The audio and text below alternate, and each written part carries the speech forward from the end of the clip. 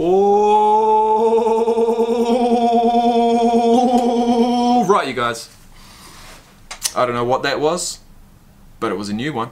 You haven't seen me do that before, have you? And we're always thinking about ways to improvise on this channel. Today, guys, today I'm repping a full kit of Raiders gear. It's absolutely amazing. It was from my man Edgar Marquez. If you saw in the previous video, I unboxed my first NFL fan starter pack. NFL fan starter pack from a subscriber this year, I'm going to say. My first one this year, and it's September. So, look guys, if anyone does want to jump on the bandwagon and include me in their team's culture and get me reacting to a particular video, by all means send something through. Now, before we start, I'll show you exactly what he sent me.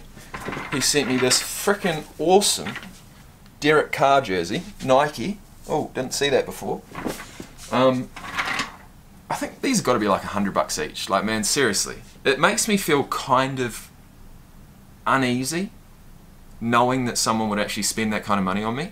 But I guess I just hope that you know, there's a reason. There's a reason. Obviously, you know, Edgar in particular has enjoyed my videos and he's decided to send me some stuff. So today we're looking at A Football Life, Al Davis. I'm going to reread this letter just before we get into it, but I'll show you what else we've got, which is very interesting. As of this moment, Antonio Brown has actually signed with the Patriots, but what we've got here is a piece of history, man. A piece of history, and I'm gonna splice in. Amazing, by the way. Also the hat, and also a training T-shirt, which feels absolutely amazing. I mean, any of you guys who've got one of these for any particular team in this kind of material, it feels frickin' incredible. I want to know what kind of material it is. Polyester. Polyester? Yes. Well, polyester feels amazing. Anyways, we've got the hat. So we're all decked out in Raiders, guys. Raiders gear. And we've got my man Edgar Marquez to thank for that. So, without further ado, I think it's time we get into this. I've got the screen recorder going, I believe. Yes, we do. And, well, let's do this. Yeah. Go and play that. Take you down, I'ma say that. Mine need me a couple dollars. Telling you now this payback. So I'll take that. Ask them now what's say that. I've been going to the top and I got what they not, so I know that they hate that. But I'm on now.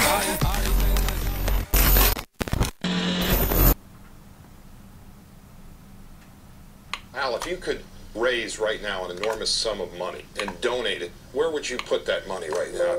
Well, on a serious vein, there are two areas, but the first is disease and sickness. Okay, this guy's a good cunt. No wonder he liked them. Alright. Rest in peace, by the way. Okay, we're gonna read Edgar's letter again before we get into this. This is gonna be probably an hour-long video. Some of you guys like that, some of you guys don't. It is what it is. Hey Jacob, it's Edgar. Or as you know me on IG, Pina_Colada93. We've talked on and off a lot. Recently we talked about the Oakland Raiders starter pack and Antonio Brown. By the time that you open this package, the NFL season might have already begun, and that it has. I've been a subscriber of yours since you had 25,000 subs. I love your reaction videos and wish you would do more Raiders players and grades. Just to name a few in no particular order, we have Ken the Snake Stabler. They used to call me Snake in school. That has just brought back a crazy memory. My nickname was Snake. Snake. Oh, I'm just remembering. Oh, Jake the Snake. I mean, but they didn't put Jake. They just called me Snake. Snake. Oh, bro, that just nearly made me cry. Ken the Snake Stabler. Cliff Branch. I wonder why he was called the Snake. Cliff Branch, Charles Woodson, Jim Plunkett, Derek Carr, Fred Belefnikoff, Tim Brown, Ray Guy, Lester Hayes, Sebastian Janikowski, Shane Leckler. You probably read that list and said to yourself, shit, that's a lot of players. And the truth is, Raiders had many Hall of Fame worthy players. Sadly, a lot have only gotten into the Hall of Fame after their death. A video I would like for you to react to in particular is the history of the Oakland Raiders and Al Davis. Davis was the owner of the team before his death, and the league had an issue with him. And that's all he said, which is very cryptic. Anyways, before I ramble on some more, I hope you like the gifts and you learn some history on my favourite team. Yours truly, Edgar. What a fucking legend. Now, my phone just went off. I'm going to check that and we're going to get into... Let's go. I would try and prevent death and try and promote the future of all people to live longer and enjoy the fruits of what Earth can give to all of us. Death has always been something that I have been fascinated with, try to prevent. Damn, man.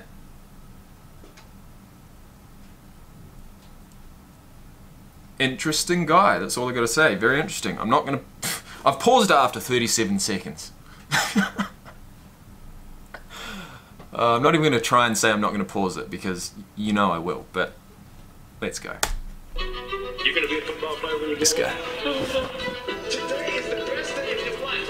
Believe me, he might be the finest quarterback produced in the last 10 years. The Eagles select Donovan McNabb. It's the best decision this organization has ever made. That's all I need. Fortunately for me, I didn't lose my life, didn't lose my job. Football convinced me that life is a team game. That's right, it's a game for men. Nobody can ever tell you that you're Was this the final game on the sideline for a great coach? I want to thank you very much for making my day in the sun so Oh, we'll just put that down a little bit. There we go. Al Davis.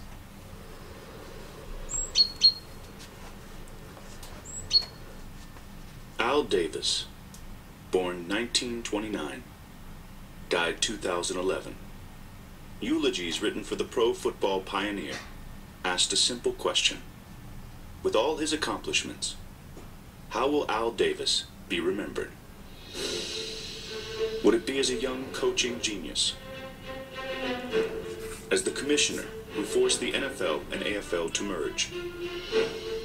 As the winner of 3 Lombardi trophies? As a leader in racial equality? Or was his greatest accomplishment providing the NFL with a much-needed villain? If there's anything we've ever done that I'm particularly proud of, I would have to say that the perpetuation of the greatness of the Raiders, to take a professional football team and give it a distinct characteristic that's different from all others. The greatness of the Raiders. Some may scoff, but what other pro sports team is instantly identified with a song like this one? The autumn wind is a pirate, blustering in from sea. With a rollicking song he sweeps along, swaggering boisterously. Shivers. And I've actually heard that song on Hard Knocks this year. And, you know, what a song it is. His face is weather-beaten. He wears a hooded sash, with a silver hat about his head, and a bristling black mustache. He growls as he storms the country, a villain big and bold, and the trees all shake and quiver. Look at that! Wait, look at that fucking face mask. Oh my god, it does look like a knight. A knight in shining armour. Big and bold, and the trees all shake and quiver and quake as he robs them of their gold. The autumn wind is a raider, pillaging just for fun. He'll knock you round and upside down and laugh when he's conquered and won. What other team had more slogans than an ad agency? commitment to excellence. There's a commitment to excellence. The greatest players. We could get the greatest coaches. The great games we've played in. The flame that would burn brightest here is. So this guy's the owner? He is, isn't he? Previous coach. So he was coach, commissioner, and owner. That's insane. To win is the will to win. Is the will to win. Your commitment to excellence and your will to win will endure forever. You will magnificent. That was just his thing. He didn't have a marketing group come up with that for him. Those were his phrases that he came up with, that he believed in. Just win. Play hard. Try not to make mistakes. But don't worry about mistakes, because there's only one thing that counts. Just win. And what other team had an owner who saw his own wardrobe as a marketing opportunity? His whole world was pretty black and white when it came to fashion. It was silver and black or white and black, and that's it. You know, he was colorblind. At least that's what we were told, and that's what we always understood it to be. They were really an advertisement for the Raiders. Colorblind. He really felt like when people saw him, they needed to see the colors. I think he was so far ahead of his time that he branded a team, and he built a framework for the league to understand what branding was all about. To know the Raiders is to know Al Davis. They were built and branded in his image. And since his childhood in Brooklyn, that's all he ever wanted. Because as a young guy, I had a dream that someday I would build the finest organization in professional sports. And I had a lot of thoughts on how I would do it. I had the inspiration of two great organizations when I was growing up. The Yankees, to me, personified the size of the players, power, the home run, and intimidation and fear. The Dodgers, under Branch Rickey, were totally different in my mind. They represented speed, they represented development of players, a way of playing the game, the Dodger way of playing the game. And I always thought that someone intelligent could take all the qualities, the great qualities, bring them together, and put them together and use them. Commitment to excellence. Just win. Don't worry about mistakes, they happen. Just win.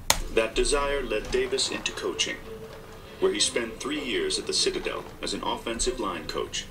There he is. An opening on the staff of the USC Trojans led him to Southern California. And the launch of the upstart American Football League led him to the Chargers. Hang on, this battery's going to run out. That's going to be tragic. There ain't no way I'm going to stop and start again this video. This is going to be a good one. And coaching legend, Sid Gilman. I'd known Al for quite some time. As a matter of fact, when I used to speak at coaching schools, Al, a little redhead, would sit, he was a redhead in those days, would sit in the front row. At the end of the lecture, Al Davis would be the first one up to talk to me. And Al was looking for a job. I thought this would be a splendid guy for the staff. Well, I think he's a coach that Sid had a lot of respect for. He listened to Al when Al had something to say as far as game plan, that type of thing. He knew he was going somewhere. He's a bright guy, obviously, and he had his own plan. 3 successful seasons as the Chargers receivers coach would soon lead Al Davis, at age 32, to become the youngest man ever named head coach and general manager of a professional football team. Shit. Youngest man ever. Now, does that record still stand? There's a guy, McVay, for the Rams, that I think might put that record to test. But we're not going to look at that. Still to come. When did Al Davis first wage war against the NFL? Generals win the war, but the politicos, the politicians, make the peace.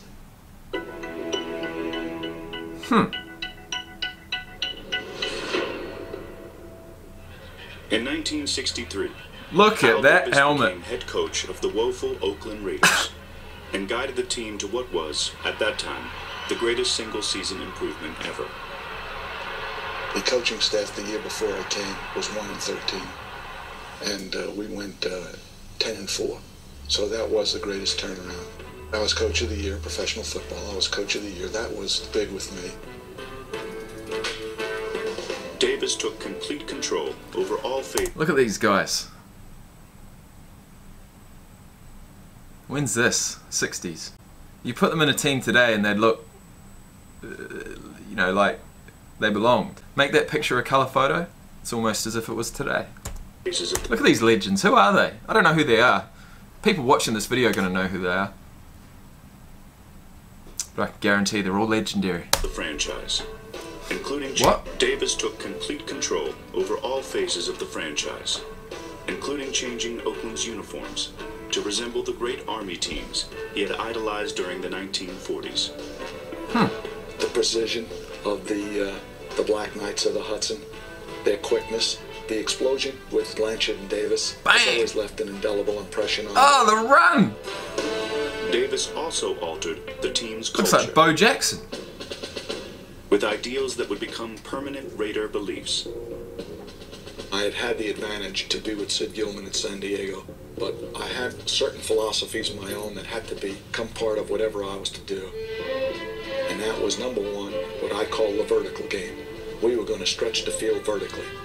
When we came out of the huddle, we weren't looking for first downs. We didn't want to move the chains. We wanted touchdowns. We wanted the... Is that 84? The quick strike. We wanted touchdowns. It's Don't muck number one around. to say you want to do that. It's number two to say that you have the players to do it, but it's number three to do it. To do it on first down of any football game for that defense that you're playing against. So they liked to, well, vertical. Well, I was thinking horizontal, but vertical's obviously up in the air. The vertical game. They're going to test you out in the first down. You don't have a guaranteed run on the first down, which a lot of teams probably do give you these days.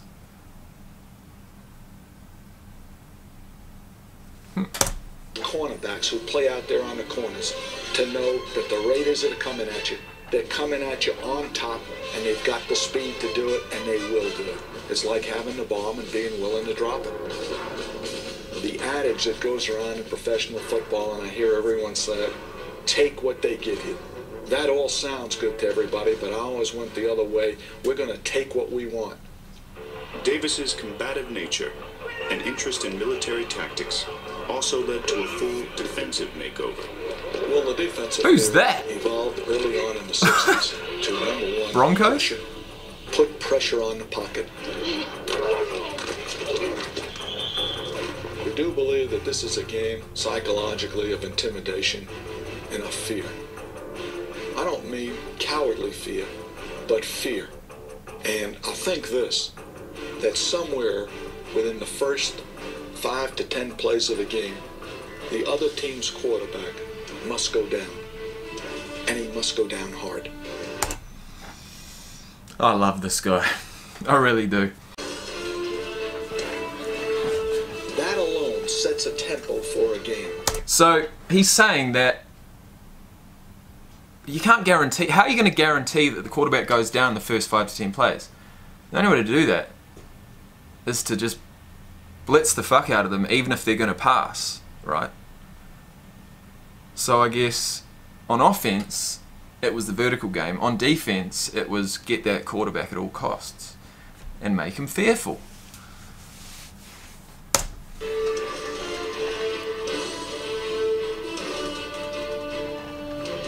And diversification of defense and the utilization of your corners in a bump and run principle. We used to call it the press.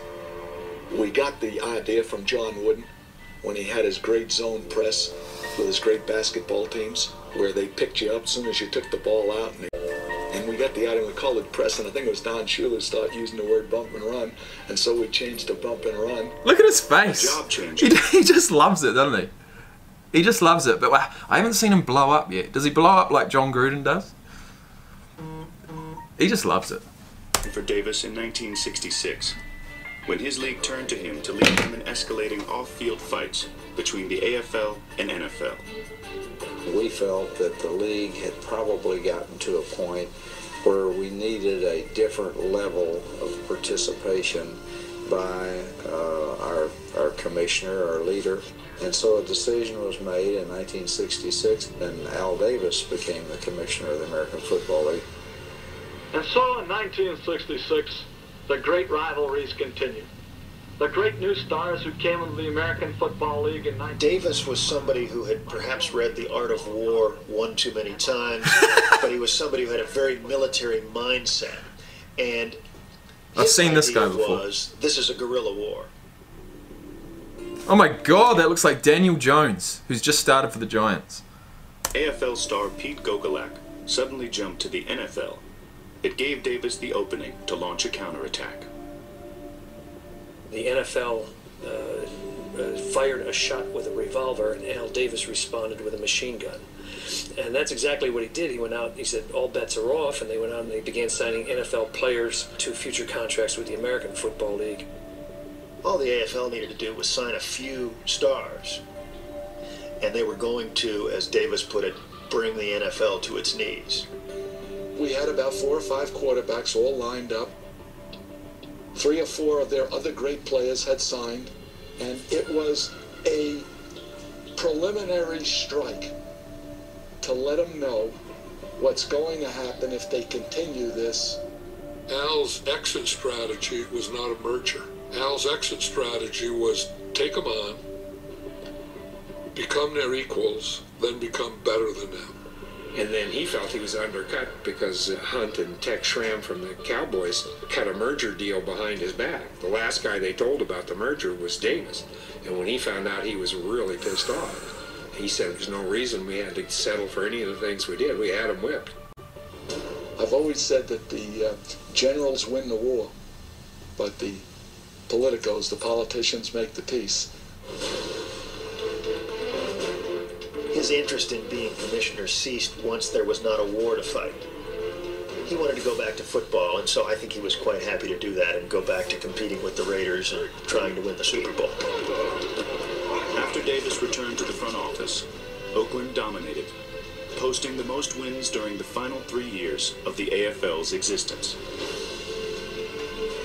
1967 was my first year. And that was George Blanda's first year.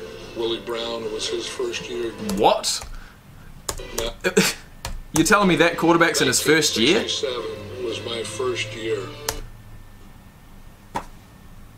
First year at the Raiders? First year in the league?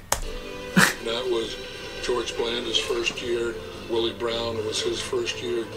Gene Upshaw was our number 1 draft choice. And we were a real good team. We won the AFL that year, and we went to the Super Bowl. That was Super Bowl II. I thought that that was the beginning of a real dynasty for us. That team was going to get better and better, and we drafted well, and I thought there were going to be a lot of Super Bowls. Coming up, the Raiders win their first world championship. And to the people and the community in Oakland, we're proud to represent you, and we intend to hold it. And find out why once you're a Raider, you're always a Raider. Look around this organization and you see a lot of it. You know, the number of guys who are still with this organization, who is here in the 60s, such as myself and Willie Brown. Yeah, well, that was interesting. I've heard them say, you know, once a Raider, always a Raider on the Hard Knocks series. So I'm pretty keen to actually hear about this.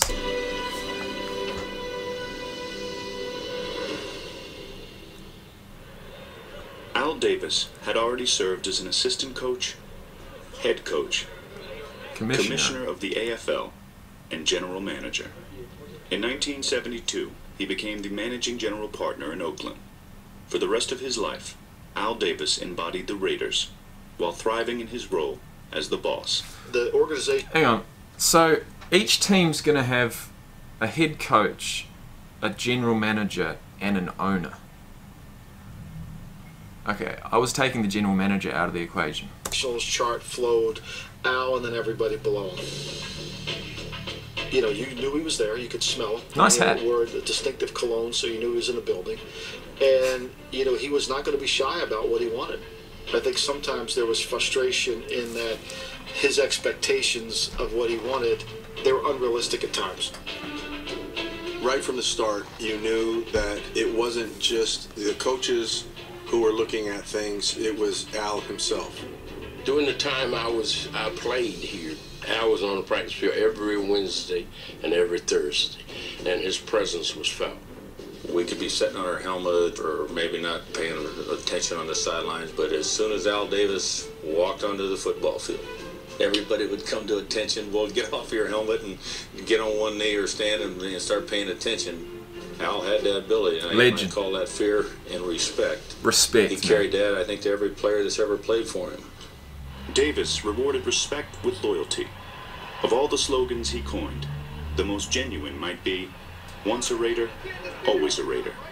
Look around this organization and you see a lot of it. You know, the number of guys who are still with this organization, who is here in the 60s, such as myself and Willie Brown. I think right now we have probably 15 or 20 guys who played for him in their career somewhere along the way, still in the organization. Wow, There and the was a coaching reason staff. for Davis's devotion. It stemmed from the biggest regret of his life. 1961, I got a call about 5 in the morning, and it was my brother telling me that my father had died. And to this day, that is the one thing that stands. Fuck. Sorry, guys. That in my life that I come back and focus on, because, quite frankly, I had never really gotten a chance to tell him how much he loves him. I've had those same thoughts about my dad, man. Very recently, that if he was ever to pass away suddenly, I would live with regret for my whole entire life that I hadn't really told him how much I love him. You know, because we haven't been that kind of father and son to hug and talk about how much we love each other. And he's actually just spent 2 weeks here in Alice Springs. That's half the reason why I came back up from Melbourne. And I did tell him those kind of things, and it's good for the soul. It's good for the soul. Anyways, sorry. Thank you. Quite frankly, I had never really gotten a chance. And this is tragic. To thank him for all the things he did for me and all the opportunities he gave me. So I made a vivid memory of that, but I also made a promise that I would not hold back to the people who I really do love, and let them know while they're living about my respect and approach to them. When someone passed, nice, he would tell me, well, I need you to go to the service, and I need you to take this check to the family. I mean, this happened many times, that he would do things like that. My pop's 93 now. When Dad was 80, he was going to have a bypass. And how Al found out, I have no idea. And he goes, you get him on a plane, it's all set up for him at the Mayo Clinic, and they're going to take care of that. I go, Coach, I can't. He's 80. He doesn't even get in my car to go to the doctor. I have to drag him. I can't do that. He says, I'm going to have that doctor fly into your place. I'm like, Coach. And then after the surgery, he would call me every single day to see how my dad was doing. I'll also say this. If, for some reason, he thought that you crossed the line, and you could have been there for 35 years, but if you crossed the line on him, it was over. Fuck, man. Boy.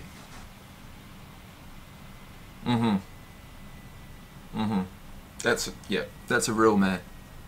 That's a real man that you respect. And you want to respect, and you want the respect back from him. I mean, if you had the respect of this guy, of Al Davis, and the love, that's almost enough to carry you through the rest of your life.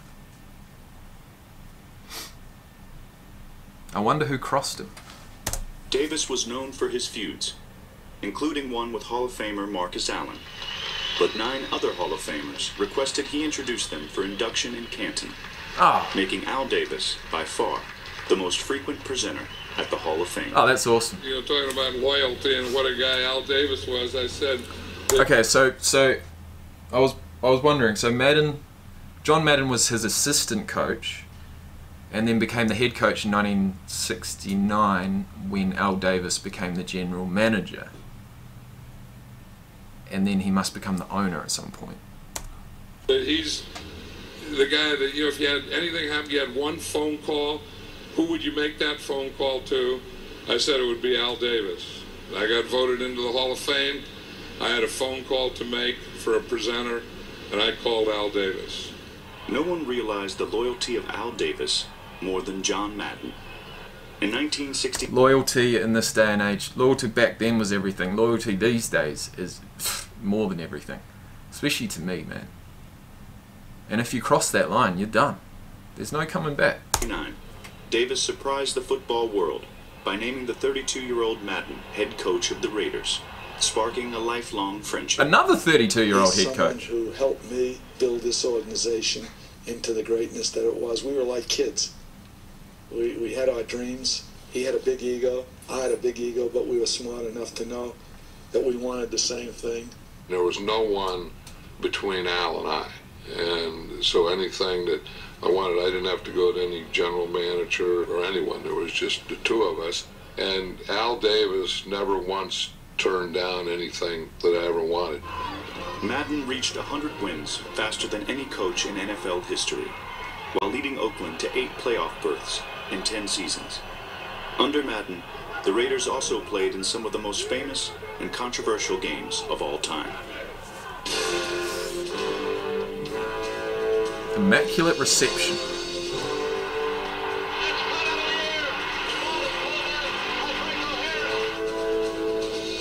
Sea of hands.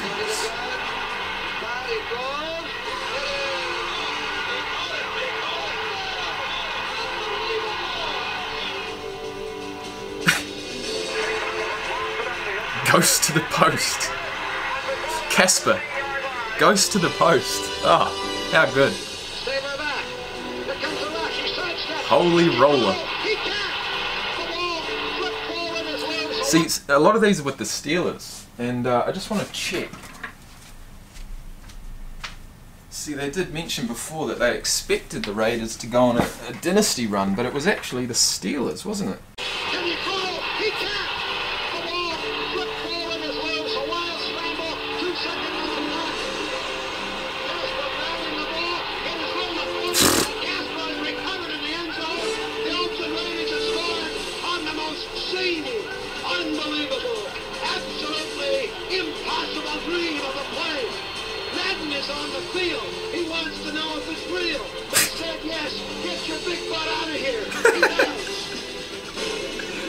He does. The Raiders of the 1970s played in several games with names.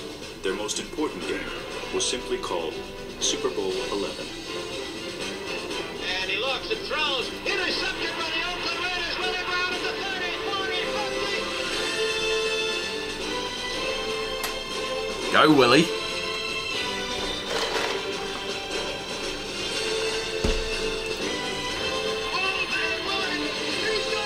Old man Willie.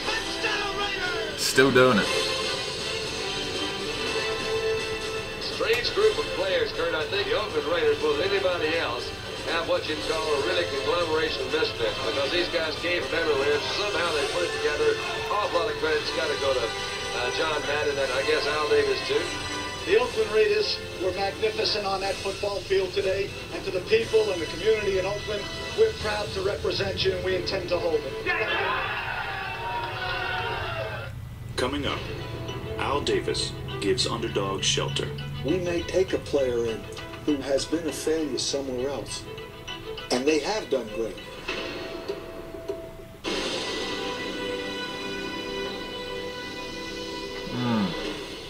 He's just an all-round great guy, isn't he, really? If there was one thing that Al Davis loved, it was an underdog. He enjoyed creating opportunities for overlooked players, even at the expense of his own team. Sounds like Bill Belichick, maybe? 74. Pittsburgh started Joe Gilliam in the game, and we beat him something like 17-0. After the game, Terry Bradshaw came in the locker room and said to me, "Can you get me out of here? Can you trade for me?" And I said to him, "Listen, I love you. I got enough problems. I got Stabler, I got Blanda, I still had LaMonica, and I can't get you. But let me put in a good word for you. Chuck Noll had been a close friend, and probably one of the dumbest things I've ever done said to him, why the hell don't you play Bradshaw and stop playing Gilliam? Bradshaw can win for you. He put Bradshaw back in the lineup. They beat us in the championship game in '74. They beat us in the championship game in '75. And we had our hands full with the Steelers from then on. Because good me raised his hand and suggested that they ought to start Bradshaw. Davis What a story. believed in giving players a fresh start in an era when few franchises offered second chances. In the old days, usually when you got let go, that was it. They used you up and moved you on. Except if Al wanted to take you. We may take a player in who doesn't have good social habits or has been a failure somewhere else, but it's predicated on bringing them into an environment that can inspire in them the will to do great. And they have done great. There were a lot of retreads with the Raiders, and he'd get great use out of them. Snap back, looking right now. He'll never look again. Not this time, as Alzado gets another sack. How can I use a guy like Billy Cannon? How can I use a guy like Willie Brown? How can I use a guy like Matusek? I mean, on down the line, he had a plan when he brought those guys in there. Even the bad guys that nobody else wanted end up going to the Raiders and becoming great ball players. And I think you attribute that to Al Davis dealing with people. When you have to lead men, you don't do unto others as you would have others do unto you. I talk about it all the time in my current role, my current job. Our management team is absolutely fucking shocking. And our organisation is falling apart because of it. And I keep telling them, all we need in a manager is someone who can bring this team together. Someone who has some social skills. Someone who has some empathy, but is also fair. And we just don't have it here in Alice Springs. I think the population's just too low.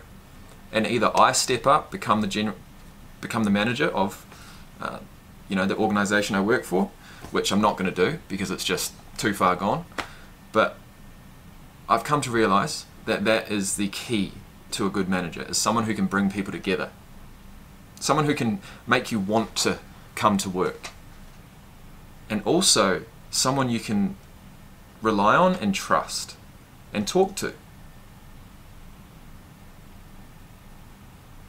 A lot goes into being a good manager, you got to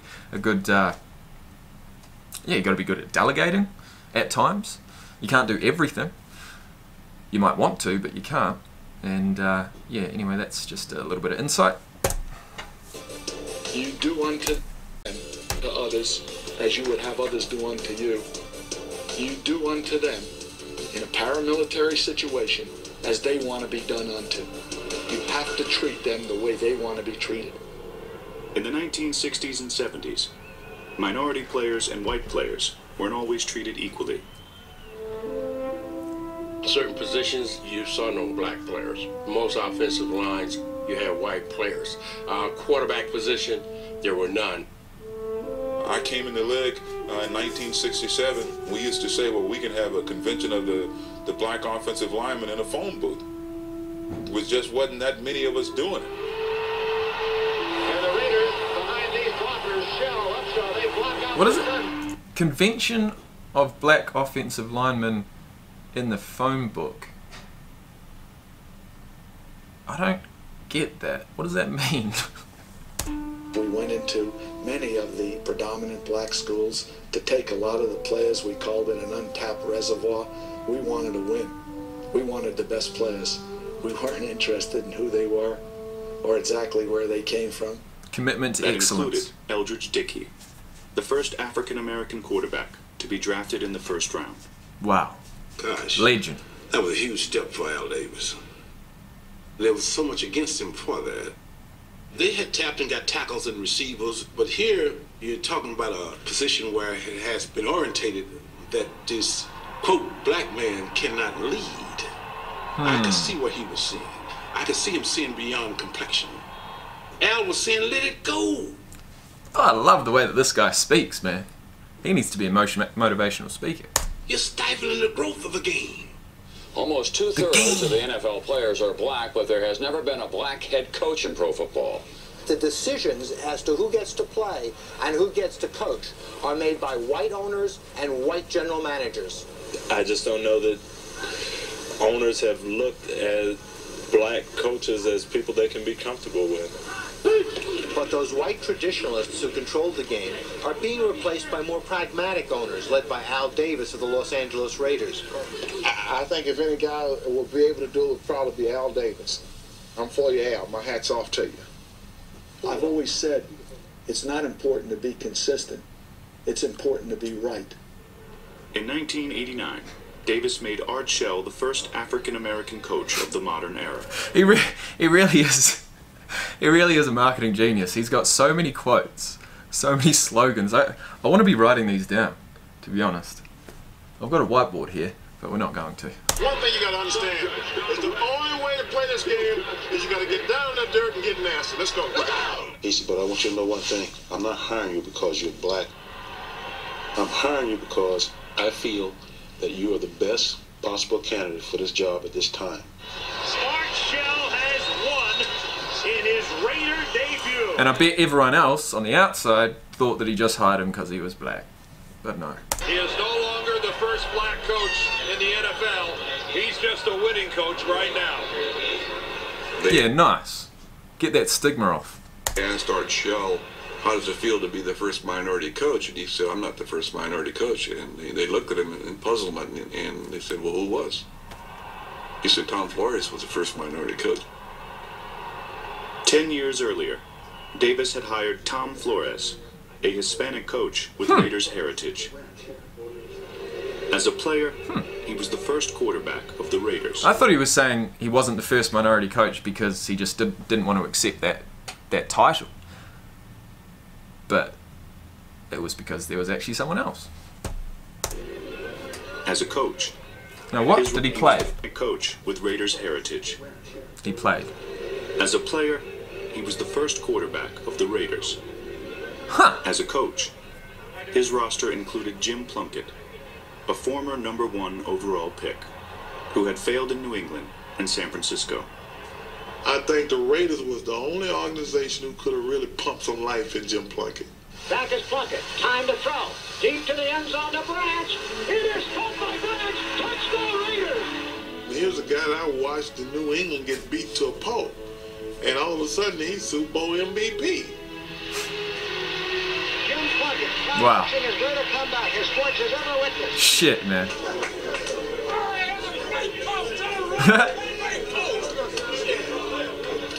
This was our finest hour. This was the finest hour in the history of the Oakland Raiders. To Tom Flores, the coaches, and the great athletes, you were magnificent out there today. Shivers.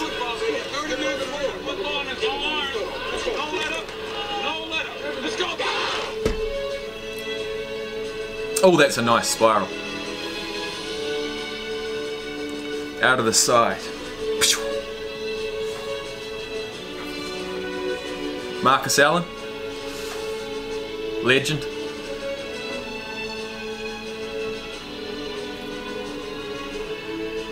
And I believe we're about to hear what kind of feud he had with them and why. Marcus Allen, right up what you should have lost 5 yards, and he goes 74 on the score. Tom Flores isn't just a great coach in our league. He's one of the great coaches of all time. Shit, how many Super Bowls did they win? Then after you have great coaches, you get great players. That's why. You have a great organization, and you tell them one thing. That's why. Well, I think he just gave it away, but he's either going to say a commitment to excellence or just win. Just win. That's his slogan. Oh. When you heard this man say, just win, it would have filled you with made you feel some kind of way, just like it's making me feel, man. It's sad that he's not still alive, actually. The Prince came calling. Prince Pete Rozelle. Another one. He had a silver slipper. He tried it on, and the only man that fit was Al Davis. He's thinking of his dad, man. Just then. Guarantee it. How did the NFL's man in black describe himself? Devious, ruthless, cunning. Al Davis's dark side. Next.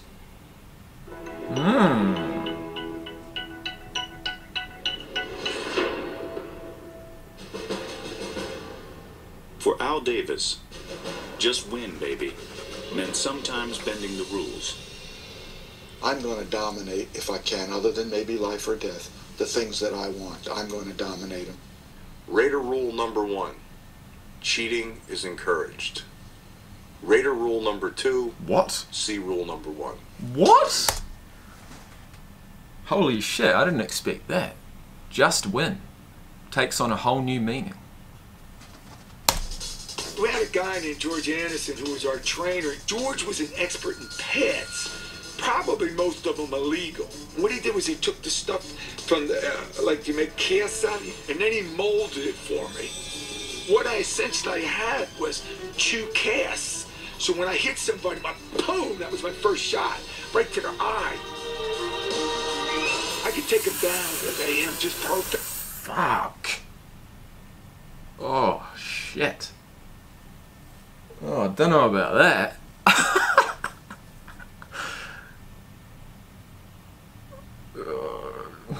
You get one of those to the face, fucking hell.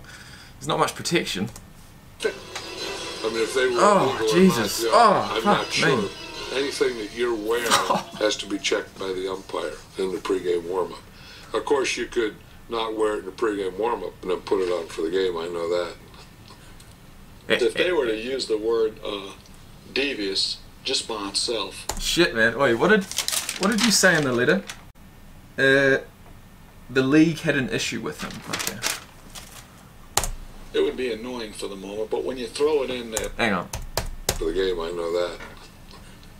If they were to use the word devious just by itself, it would be annoying for the moment, but when you throw it in there, I like to throw it in with, as I said, brilliant, genius, winner, devious, ruthless, cunning. No, I'll take it. Take it.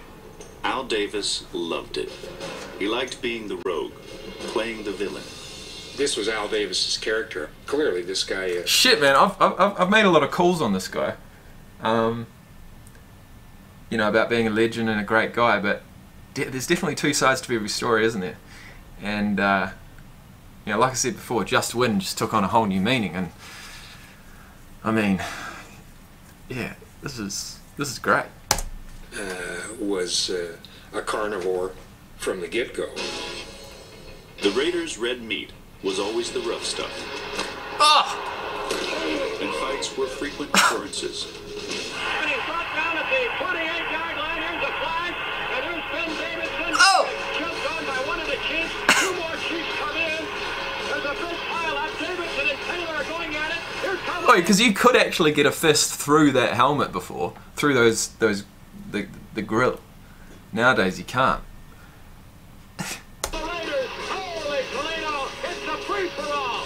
I just like to fight. I went to Bowling Green. If I threw a punch, they sent me back to New Jersey. When I was with the Raiders, if I threw a punch, that was good. This guy's a fucking lunatic. As long as it was at the right guy. One thing they'll do is take a swing at you. If you hit them good, they'll take a swing. There's 4 or 5 guys that are demented on that team. Oh, there's 4 or 5 guys that are literally demented on that team. Yep. Wow. Yep. Al Davis talked about putting fear into the opponent's mind. That would definitely have happened. Short fuses went a long way with the Raiders, and playing with a clenched fist was a point of pride.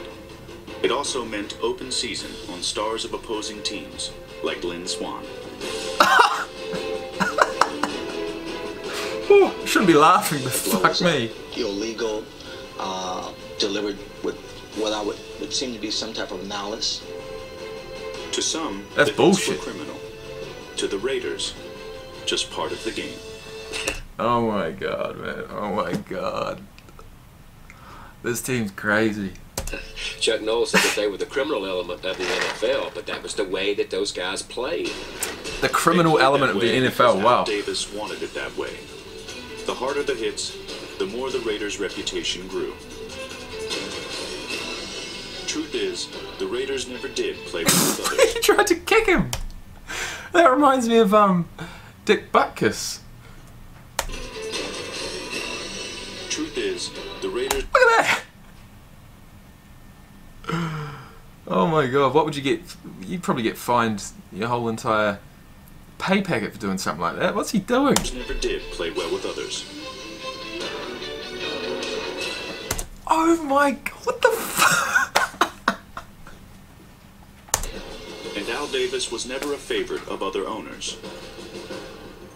He didn't help matters when in 1982, he sued the NFL to move his team to Los Angeles. What?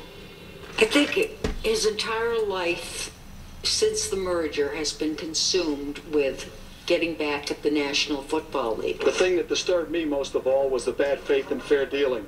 For 3 years, I waited to hear Commissioner Ozell finally tell us the reason that he wanted to split up this territory amongst the owners. They wanted it for themselves. I feel very strongly that he is wrong, that he's doing something treacherous for this league. What do you think of Al Davis trying to come to Los Angeles? Oh, I don't care to discuss that. That's better get that from Al Davis. Davis was never a popular figure because he's an abrasive kind of guy. And his insistence on dominating and winning everything tends to rub a lot of people the wrong way. Doing warm-ups before the game, he would come around. So people didn't want him. People didn't want that team to be associated with them because of their reputation. But I can imagine that the fans would have just loved it. And walk around our team. And he would say things like, how you doing today, you know, you're looking sharp. And you know he didn't really mean it. He was coming over to get an edge. And I thought that was pretty crappy. As a former head coach of the Raiders, Mike Shanahan knew just how to deal with his old boss's tactic. We're on the 10-yard line and we're going out of the end zone. And Al is about the 25 or 30-yard line out in the numbers, just with his hands folded and, you know, watching our team. And the players saying, hey, coach, we can't run anything over there. Tell them to get out of the way. I said, Elvis, I said, hey, I said, throw a go route. And if you happen to get the ball close to that guy in the white outfit over there, I said, you won't bother me. So Elvis takes the ball and throws it as hard as he can at Al Davis's head. The last second, Al ducks out of the way, and it almost hits him. He looks over and he sees Mike, and Mike's over there waving at him. And he flips me off. Flips me off back to the huddle because he probably knew where it came from. But from that time on, I've never seen him on that side of the 50. We just do that if it's Al Davis. We don't get the X. When you're fighting all the time, you're fighting with the commissioner, you're fighting to move to LA, you're fighting in court, you're fighting with the city of Irwindale, you're fighting with the city of Oakland and the county of Alameda. When it's always a fight, I just believe that saps organizational energy. And I also believe that when there's so much paranoia festering and this everyone's against us. As far as good faith, there's no question in my mind that I've never got the same treatment that anyone else got in their respective cities from the very beginning. That keeps you from asking the hard questions as an organization. Like, how do you fire head coaches at the rate of nearly one a year for the past decade? Shit. He's the general manager. He's not the owner yet. Is he the owner yet? I haven't heard. Or set a mark for losing that may never be matched. Up next, find out how the team for all decades turned the last one into a lost decade. Ah, that's no good.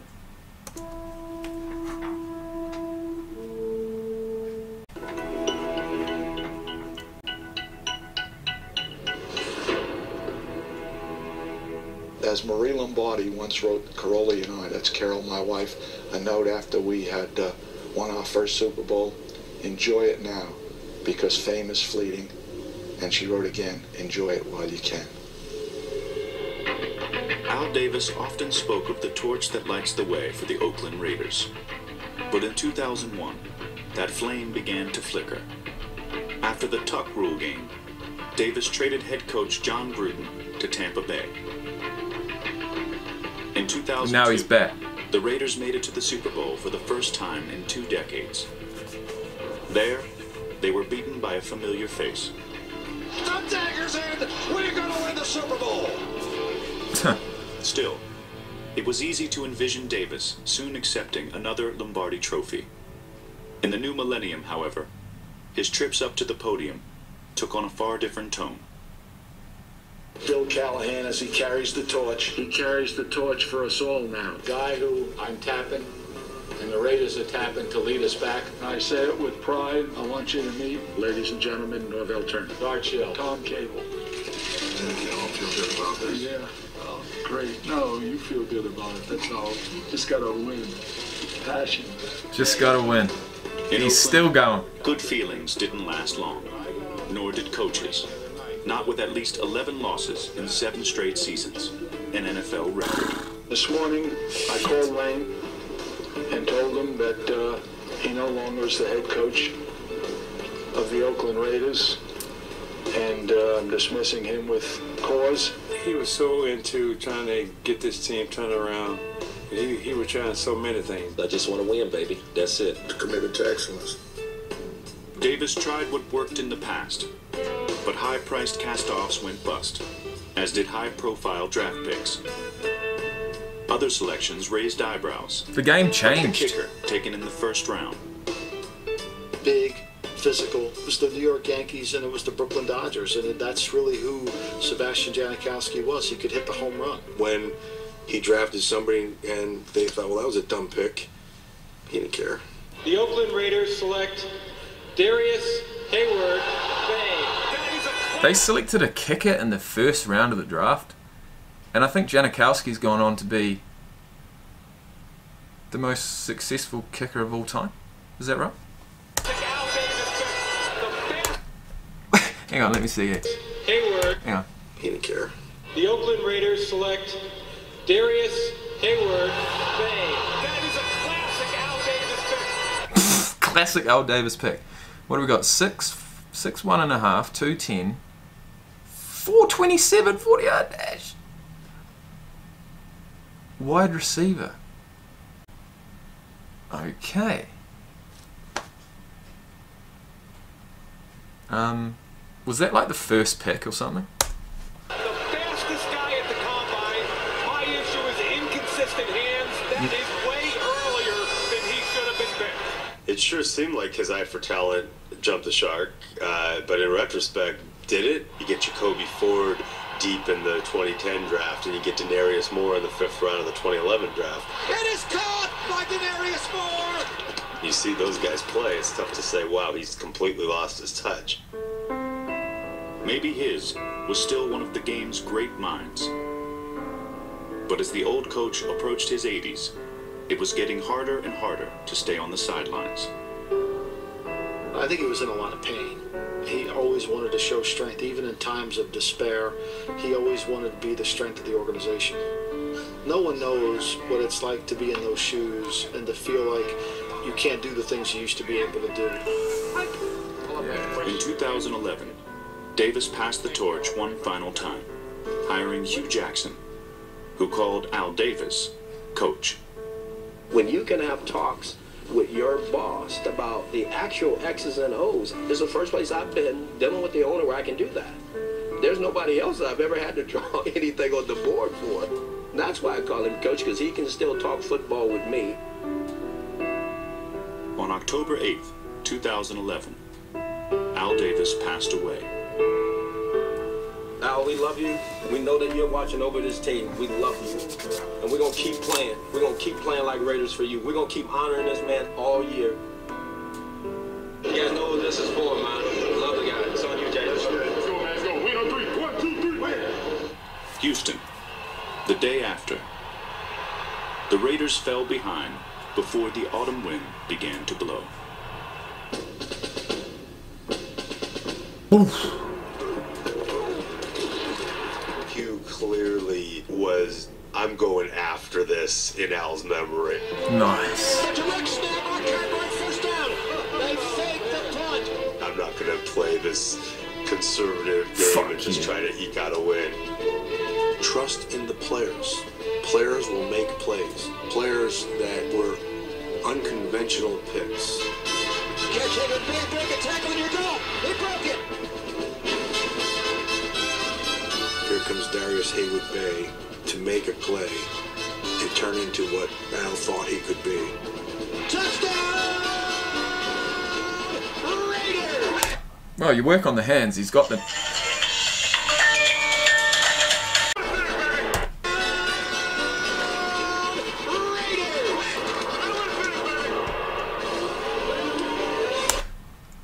.427.40.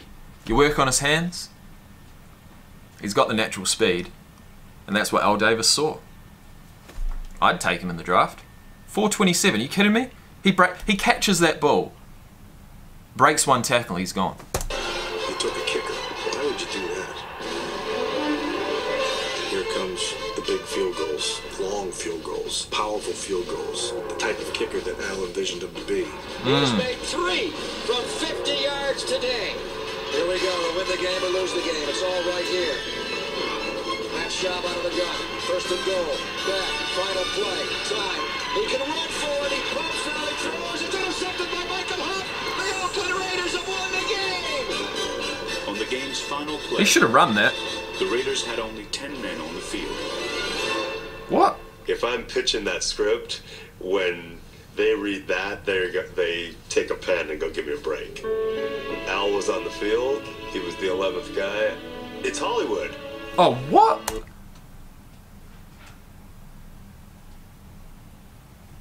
They purposely had 10 men on the field.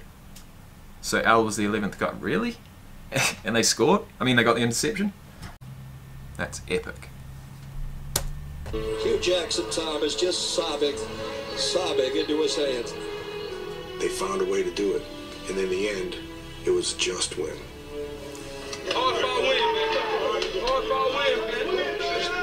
Losing that man hurt me more than you've done. Okay, I just had a phone call then. I went for about half an hour. I had to fucking... So this is the day after, well, the first game after he passed away, and they found a way to win with 10 men on the field. But you know what? Just like I told you, I know he loves you guys. Just like he loves his coaching staff and his organization. Last question. What do you mean when you say the greatness of the Raiders is in the future?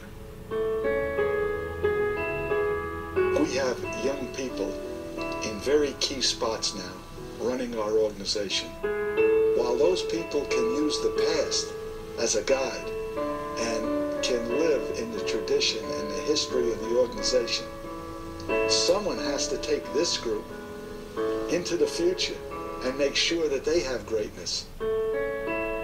Davis often spoke of the torch. Now, his legacy will light the way for the franchise he made great.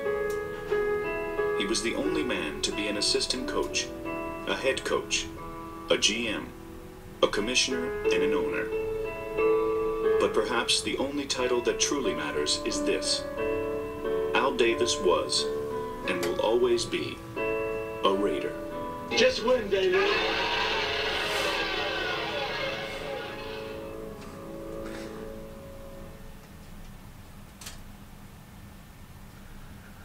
Oh, shit, man. Just win. Got me at the end there. Got me at the end. Well, I'm not exactly sure if that was the particular video you wanted me to watch, mate, but I absolutely loved it, and I hope you did too. And geez, interesting character. I'll say that much. NFL films, they always, sorry, a football life. There's always, you know, it's a journey through the life of a person, and you know, you just get hit with different things, and it changes the way you feel, and it definitely makes you feel some kind of way. And Al Davis, I want to say rest in peace, and I want to say to Al Davis,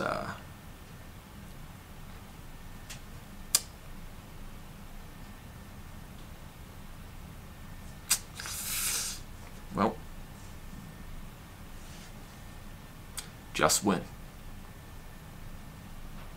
Peace out, everybody. Whoa, yeah, swear to God I'm with it. I don't see nobody in my lane that's quite go get it like me. Whoa, please tell me